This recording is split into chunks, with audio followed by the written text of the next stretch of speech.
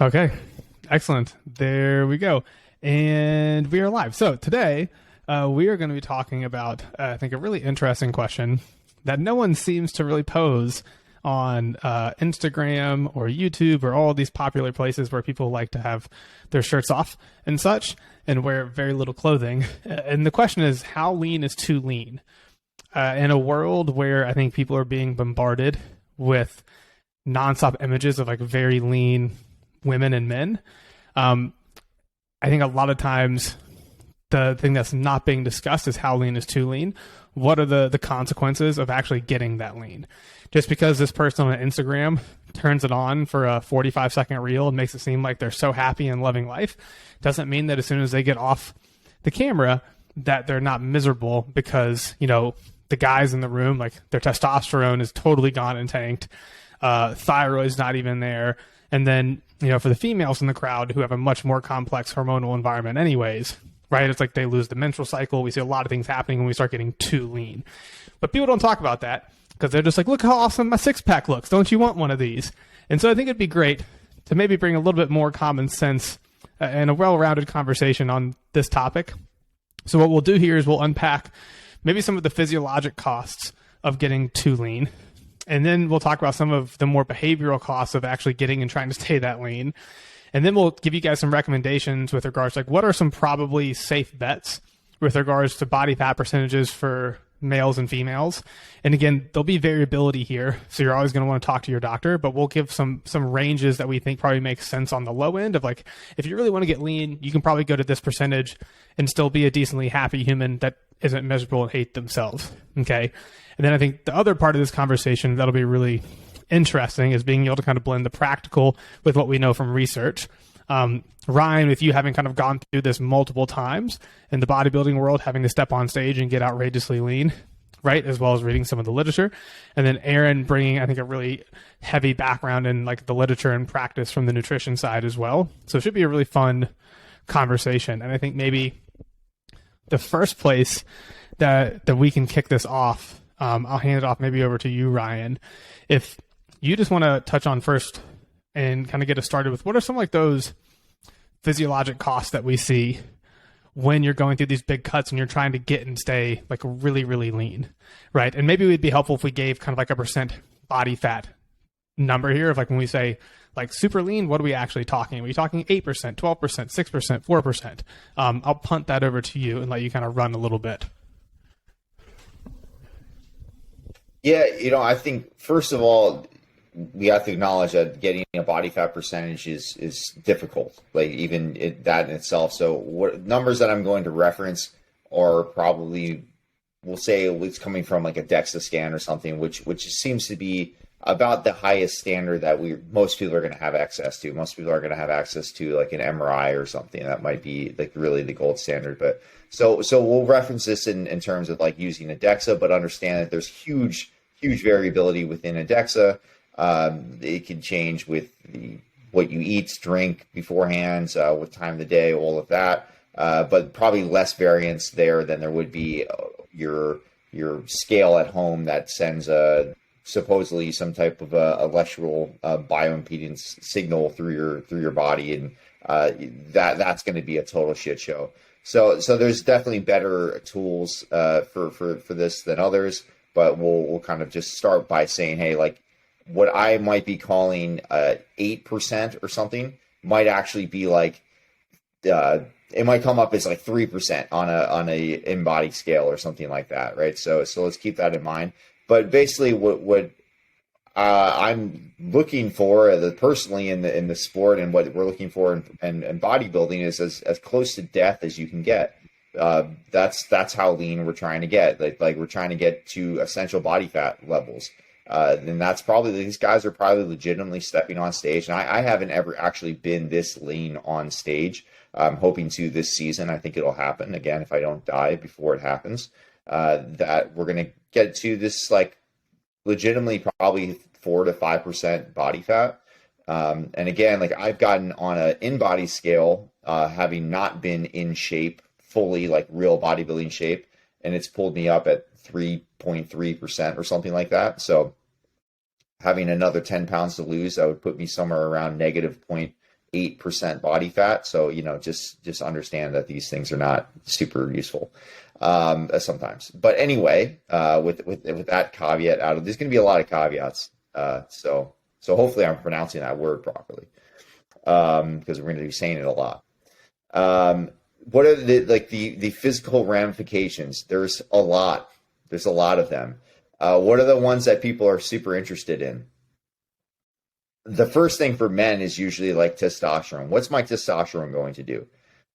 Another caveat, like testosterone in itself is probably not that big of a predictor of anything really in terms of like muscle mass and I don't know how much of a man you think you are or something. Maybe it is. I don't know. It depends on what kind of man you are. But it's really more of like I know Ben always calls it like a canary. It's like the canary in the coal mine. Like it's probably an indication that some things are getting kind of fucked up. When you start to see your testosterone go into these subclinical levels, you're probably not in a good place. And it doesn't necessarily mean that you can't maintain muscle or build muscle.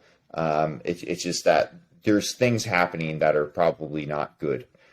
So that's like the first thing. What are symptoms that are associated with low testosterone? Well, you're probably not going to have erections.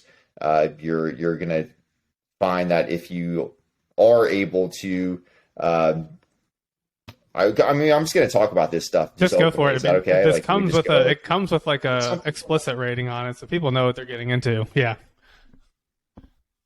Yeah, like if you're able to ejaculate, there's going to be like you're shooting blanks. Like there's if you even are able to muster up the energy to do such a thing, there's going to like that. You're literally your testicles are going to shrink most likely because it's an organ that's not being used anymore. Just like when guys get on testosterone with endogenous testosterone, they don't need to produce it themselves or exogenous. Yeah, exogenous. The other thing is your penis yes, you're dieting too. So you'll notice that my words are not work too well. But yeah, so your endogenous hormone production is going to reduce. So that may be a symptom that you'll see from not having enough food. Like if your body fat percentage is that low, you're not able to fuel yourself enough. Why would you be bringing another animal onto the planet at that point in time? So those are symptoms that are kind of associated with low testosterone. Brain fog, as I'm experiencing currently in this moment. You're going to see a reduction in just your overall energy expenditure. So it's like your body is trying to make up for the low energy availability by reducing your NEAT, primarily your non-exercise activity thermogenesis.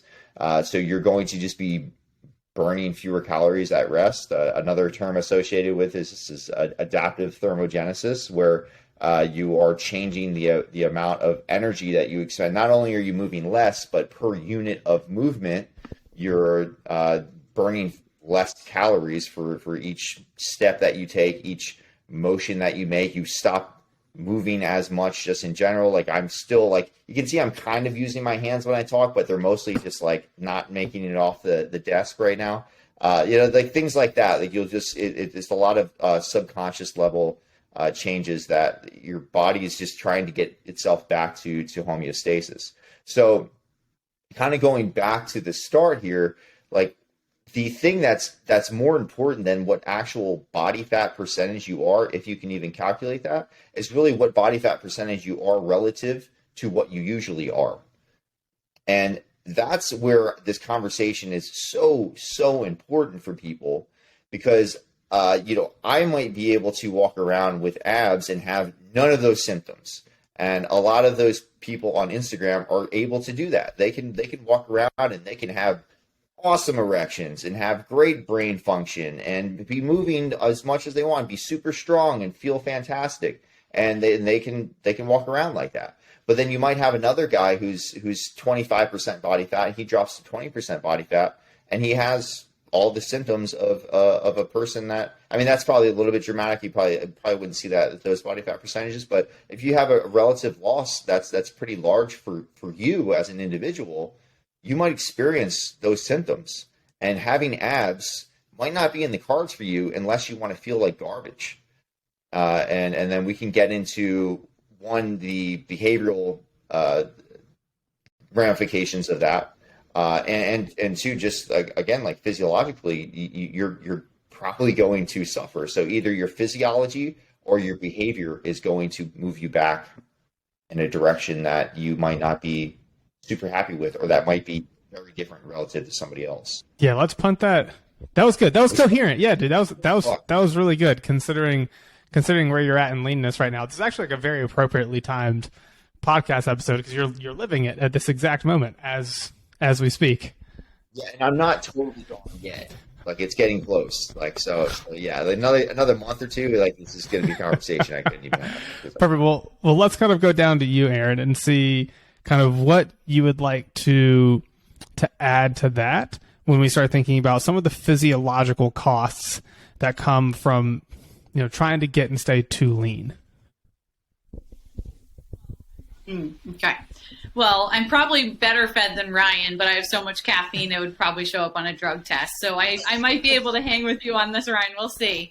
But basically, with these issues in general, I like how Ryan shared we want to think of baseline. We definitely want to think of differences from baseline, and there's a lot of genetic variation here. Some people keep muscle or leanness in certain areas more so than others. I definitely have had people in my life, or just kind of anecdotal evidence, where you see someone who they might say, I still have abs when I gain weight, particularly in women, because we might deposit that body fat in the lower extremities and the stomach's always lean. I mean, there's just so much individuality here with the genetic background.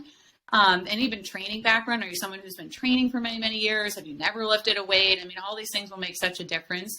But in terms of kind of physiologic ramifications, I think an important way to think about it is that with energy availability, sometimes that gets confused for energy balance. But this is actually a little different than just calories in, calories out. When we're looking at energy availability and then low energy availability, we're basically looking at exercise reduced energy. So how much exercise is contributing to energy use, and then basically what's left over for the rest of the body, the rest of the day, and all the other functions. And that energy availability is all the chunk that's left over. And when that chunk gets small, we just don't have a lot of resources for all these other things like hormonal function, bone mineralization, all sorts of stuff. And when we look at this, often is called it was called the female athlete triad. Now it's called REDS or RED-S, the relative energy deficiency syndrome, which is where we just have this chronically low energy availability. There's not a lot of resources for the rest of our physiology after exercise takes off from the top, and then food and nutrition availability is low. So what our body does is our bodies are pretty brilliant. They'll siphon things, they'll trim other things, they make the math work till the bitter end as much as they possibly can. And then in the female body, there's a lot of stop gaps because we bear a pretty significant reproductive burden. So our bodies have gotten really, really good at fighting with nature a little bit. So we have a lot of famine resistant and starvation resistant pathways where we can hang on quite a bit. But we pay a cost for that nonetheless. So we might stop producing less hormones. We might actually, I think one of the interesting things that there's not great data on is mood. We might suffer some serious changes in mood, and we might have more food focus. So our bodies are just going to fight as much as they can behaviorally, physically, biochemically, and we're going to do everything we can to resist death. I mean, really, that's what the end of that road of being underfed is, death. So it's kind of an interesting concept. Yeah, absolutely. And so, Ryan, I know when we were off air, you mentioned just a couple of studies that I think you had potentially pulled up next to you or just top of mind that are relevant to this conversation. Maybe if you could just give us kind of the quick synopsis of those. I think kind of the data and the conclusions from that are really useful for the topic at hand. Mm-hmm. Yeah, the first one related to what Aaron was talking about there, I think would be the Refuel Study, which is really cool. And I hope I'm not screwing this up and I'm referencing this properly, but I believe this is the study where they took women that had normal menstrual cycles, had them reduce their body weight and body fat, presumably, and just watch the changes that took place in those menstrual cycles and the symptoms. And it's just wild to see that some women like completely lost their menstrual cycles with a very small reduction in body fat percentage. And then other women are able to maintain their menstrual cycle throughout. I used to train a female competitor, a figure competitor. She would get her period 5 days before the show every time. It was insane. Like, it was like she was super lean, but she was still getting. She was always like, "Oh my god, I still have my period." She's like, "Why can't I just lose my period like everybody else? This would be so much easier." And as far as the prep goes, but it was pretty wild. Like, I'm like, this woman's walking around with like, her hamstrings are popping out, or she's got abs. Like, it's just like her delts are capped. Like, it's just like, how is that possible? And then you have other females that even just a slight reduction and that change in homeostasis for them disrupts everything. Like, they have this complete change. So that's a really interesting study. And some of those women didn't get the menstrual cycles back for months and months and months. Again, something that we see anecdotally in bodybuilding and figure and even bikini competitors that don't even well, they're getting pretty lean now, but relatively speaking, not as lean as like a figure or a bodybuilder would.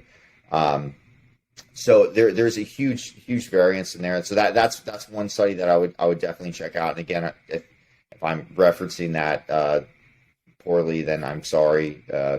I'm just gonna use bodybuilding as the excuse for everything. For that, that's the nice thing about doing a bodybuilding prep. It's like anytime I say something stupid, I'm just like, oh well, it's not my fault. I'm just I'm not fat enough to be able to think, right? So the other one that is super cool that I think that we'll get into, which is like the most interesting stuff to me. The physiology is really cool, but I love the behavioral stuff associated with because it's so wild. But the 1945 study by Keyes, the Minnesota starvation experiment, this one was back when research was cool and you could just take people and just put them into a metabolic ward and starve them to death, apparently. And it was like it would get passed by an IRB. Is it that's yes. Those are the people that determine, right? Yeah. So that's back in the day when you could do cool stuff like that. So what they did, these were conscientious objectors to the war. I cannot believe that I pronounced that properly. They're deciding that they didn't want to go to war, but they had to do something. This is during World War II. So they conducted this experiment to see what would take place when these people were coming out of the internment camps. And so we need to see what kind of conditions they're in to help them on the way back out. So these guys are going to go in, and the experiment to be a part of the ends data for this experiment is you need to lose, I believe, 20% of your body weight. And these aren't like, fat guys to begin with. These are fairly in shape, young guys. And that was the criteria. So that's a pretty large amount of weight loss, 20% of your body weight in like a 12-week period or something like that. So that's a cool one. You should be able to find that. I had to scrounge around on the internet for that. For like it's like handwritten and shit. Like it's basically like it's from 19. They wrote it with a feather. So it's but if you it's pretty old school, but it is so cool to read through that and to see the all of the behavioral changes, and they document a lot of really cool stuff in there, and they're just able to do these fucked up things to these people because of the time. And then there's a lot of case studies on bodybuilders, and there's various other studies on just the ramifications of weight loss. I mean, if you look into some of the like anorexia type literature, and I mean it's pretty wild, like all of the changes. The one really interesting thing too in relation to this is the way back up is very interesting to me as well. And this concept of like this collateral fattening or this body fat overshooting thing, where if you lose a bunch of weight, you're often going to lose, and this will be an important point that we'll talk about later, I'm sure. If you lose a bunch of weight, particularly if you do it very quickly, you're probably also going to lose some degree of lean body mass. You will lose some degree of lean body mass. Hopefully that's not all muscle. Those two are not the same thing. But you're going to lose some amount of that. And what happens when you regain the weight is you're preferentially going to store body fat first to make up for that loss of lean body mass. So you'll actually end up fatter than where you started after a diet if you do it the wrong way. If you get super lean, it's going to happen no matter what. But that's something that's been documented multiple times too. So those are kind of like those would be the things I would search for: that Refuel Study, the Minnesota starvation experiment, like bodybuilding case studies. I know that I'm pretty sure that Trexler was a part of one of them.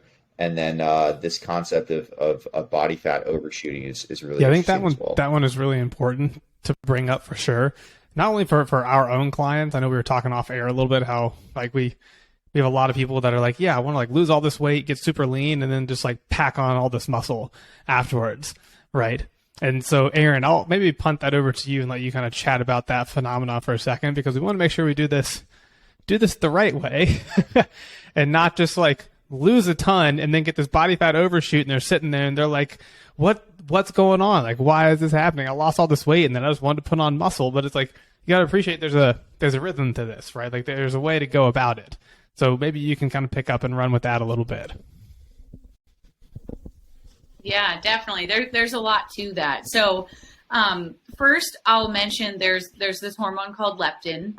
So sometimes I'll try to pause to define terms because I know sometimes this stuff gets confusing. But there's this hormone leptin that our fat cells secrete, and it talks to our hypothalamus. So our adipocytes are secreting leptin, and it's supposed to function as this long-term kind of energy accountant in a sense.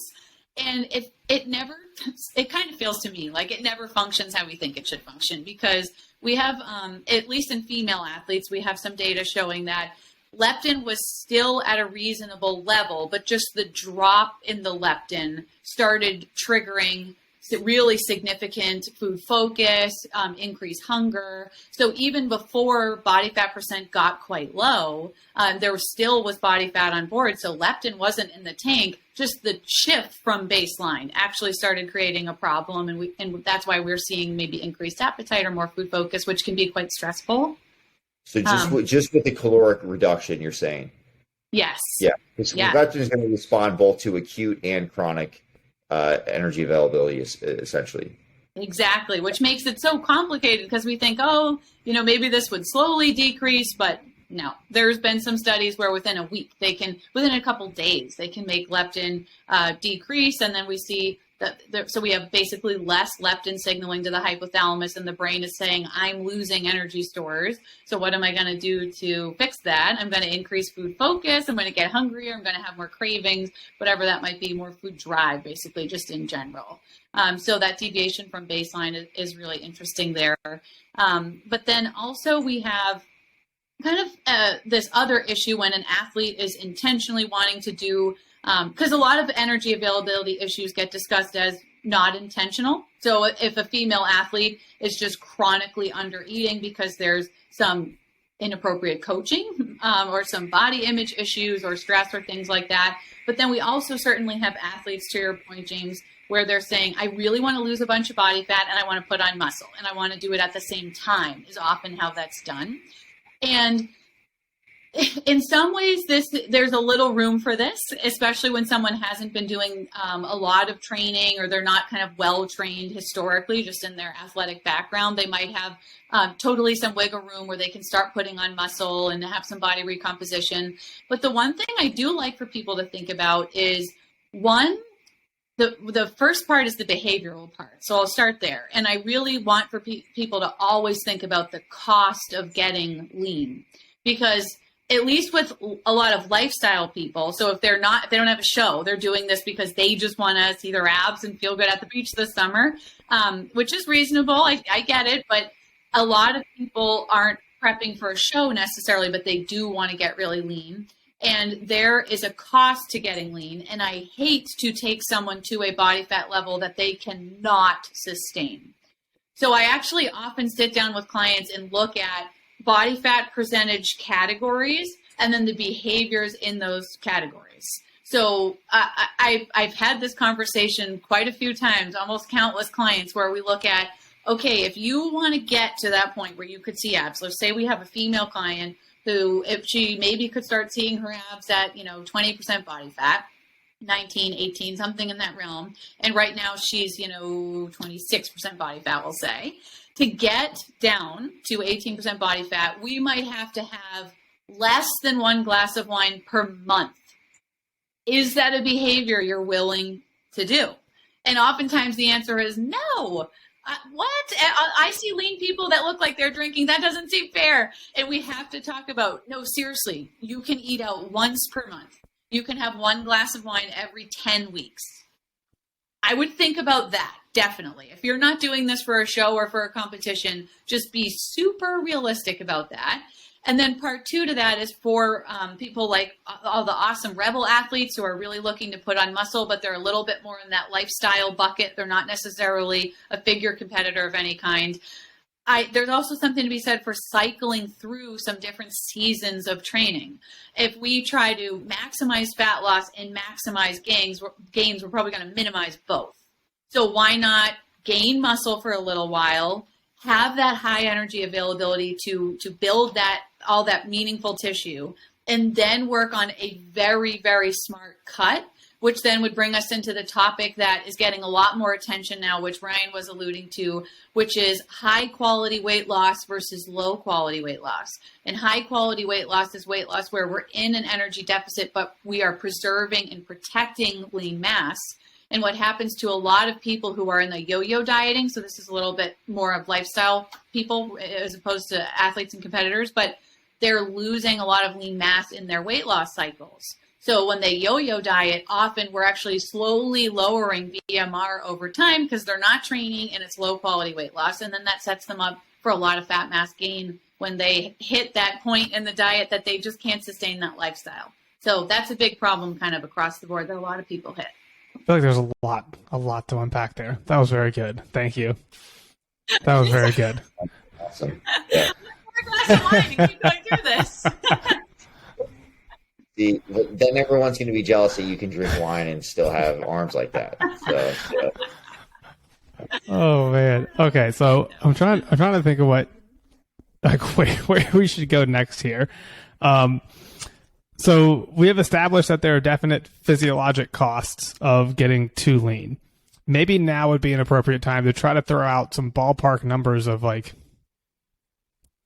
what does that actually mean for people? Like if you're a male, what's like a rough idea of kind of the basement? And if you're a female, what's like a ballpark idea of the basement? And again, remember, because we've talked about this multiple times now, this will be pretty individualized. It's going to depend on you. Like as we've mentioned, like there's a pretty wide range. Like Ryan mentions having a figure competitor who's going to go walk on stage and super lean and everything is still kind of functioning pretty well. And then you can take someone else who, goes from 25 to 20%, 19, 18%, and maybe it's just like your body's like, what the fuck's going on, and starts shutting things down. So there's definitely going to be a lot of variability. But if we wanted to try to just give some rough estimate ballpark numbers for males and females, what can we kind of confidently at least put out into the world for them so they have some little nugget to keep in mind that's an objective number? Maybe we'll swing the other. We'll go Aaron on this one. Yeah, so I think that definitely watch your own personal body context for sure, as James is stressing. But for females, once we get below 20, I feel a little conservative about it. I would start seeing some concern about how sustainable is that, and some bodies might start to have some issues there. And when we look at super duper lean and we're looking at like 16% leanness, we might be looking at loss of menstrual cycle for sure. Start probably in a larger percentage of people, maybe so small minority still hanging on. But really kind of 18 to 16, we are in the basement for sure. And we're going to see some hormonal ramifications. And for males, even that 10% mark, I think, is very, very lean. Depending on the male, I think 8 is very, very lean. And a lot of people actually say, a lot of my male athletes might say, I want to be 8 to 10%. That's quite lean. So I would say if you're not a professional in some regards, something like that might not even be sustainable. But so we might be more so in the basement there. But Ryan might have some different preferences there too, because he's more familiar. I would think somewhere around there. Those are kind of the references that I tend to hear. I think single digits for males is probably going to be pretty. You're a bit of a unicorn if you can hang out there and be totally cool. One guy I can think of in particular is Don Saladino. Dude is like just shredded all the time, but he functions at such a high level. Like he's good. He's just able. Let's not base our practice guys. Off of the unicorn outliers, right? Because you can always find them. There are always unicorns. There are always outliers. They're all, and what I like to talk, and just so I don't forget, two things I gotta say. For one, you're going to look leaner the more muscle that you have. I just want to mention that. And then two, I think I just want to also agree with like that, probably that 20% ish marker for females. I think is generally is a pretty good place to be. But like the conversation I like to have with people a lot of times is like, all right, well, if we're going, and this is me just being an asshole, but if we are going to complain about your body, because we're talking about your body fat settling point, and everyone has a range where they're like good, where their physiology and their behavior and everything's going to be cool. Like so maybe for you as a male, it's somewhere between 13 and 16%. You can kind of stay within that range. You could eat a lot of food. You feel really strong. You're everything just functions well, and then you go like a below that, or maybe even above that, and you start to have some problems. They may show up on a blood test. It may just be more like you start having sleep disturbances if you get too heavy, or maybe you start to have sleep disturbances if you get too low because you're dreaming about Ben and Jerry's, or you have this recurring dream where you go to a diner and just keep ordering all this food, but then the food never ever comes, and you wake up and you're just pissed, and it's 3:00 in the morning. You're like, damn, dude, I still got 3 more hours until I have to eat. That's not a personal anecdote, but anyway, so there can be these. So what I like to, like the conversation, like just to give people like all right, I kind of understand what you're saying. I'm like, well, if we're gonna have this conversation where you're gonna tell me that you're really upset about your body, like the fact that you can't have abs without feeling like shit. Let's also talk about how you can't be 6'2". Like you're 5'8". Let's talk about how we get you to 6'2".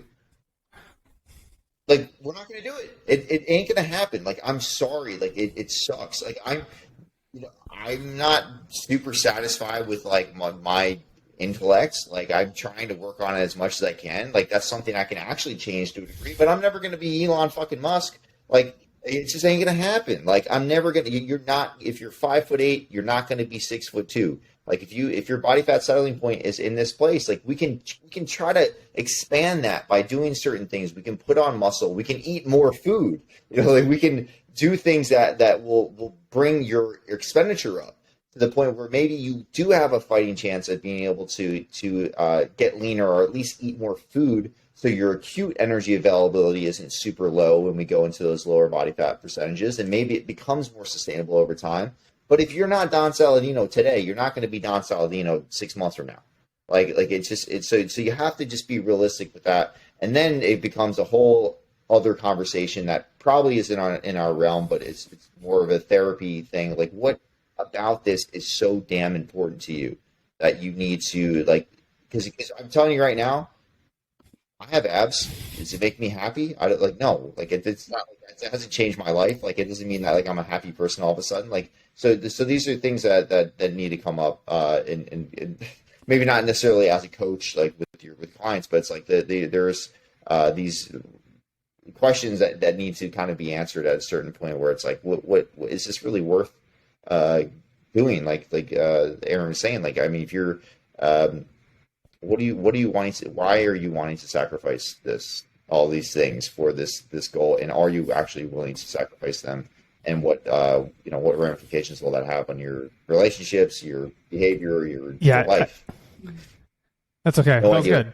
I do think a good nugget there that I'll pull out for people is that if we can put on more muscle mass, that's a really nice way to help you look leaner, even though your body fat percent may not be lower per se, right? So let's not forget that like just putting on muscle mass is a great tactic and strategy here. So a lot of times it's maybe don't cut a ton and be a totally miserable human that hates their life. Like let's find a happy middle ground and put on some muscle, and you're probably gonna look going to look better just because you're carrying more muscle mass. Yeah. You'll be a lot happier, and you'll have a much better chance of getting to a place that you might be more satisfied with in the long run. So you got to play that long game. I think that's your best bet on. I think it falls into a similar category to a lot of things like you mentioned. I think that people look at this and they're like, oh yeah, like I was talking to someone the other day who told me, yeah, dude, like I really want to be 8% body fat. I'm like, no, you don't. I'm like, you say that because like you saw somebody on Instagram or someone on YouTube, like you're getting so much influence from these like external sources that are telling you what you think that you want, but like you have no idea the cost of trying to get to and sustain 8% body fat. Like maybe you're a unicorn and you can make it work. That'd be amazing. But it's like, do you understand the amount of work and effort and energy? Like you're not going to have a life. Like you're probably not going to be very happy. But if just being 8% body fat is like the thing in the universe that is going to make you fulfilled, then sure, like let's go make it happen. But I just think people talk about this lean thing all the time without ever considering like what's the cost of actually getting to and sustaining that, right?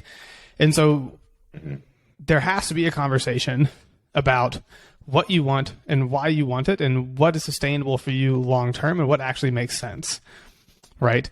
You know, I think you see this in all these avenues, right? Like people want some type of high achievement, right? You can think about people that say, oh yeah, like I really want to deadlift 600 pounds for the first time. And then you start talking about what you have to do to actually get to the point to deadlift 600 pounds. It's like, oh, well, I actually don't want to do all that work. Like that kind of sucks. I don't want to have to do that for the next 3, 6, 9, 12, 15, 18, 21 months.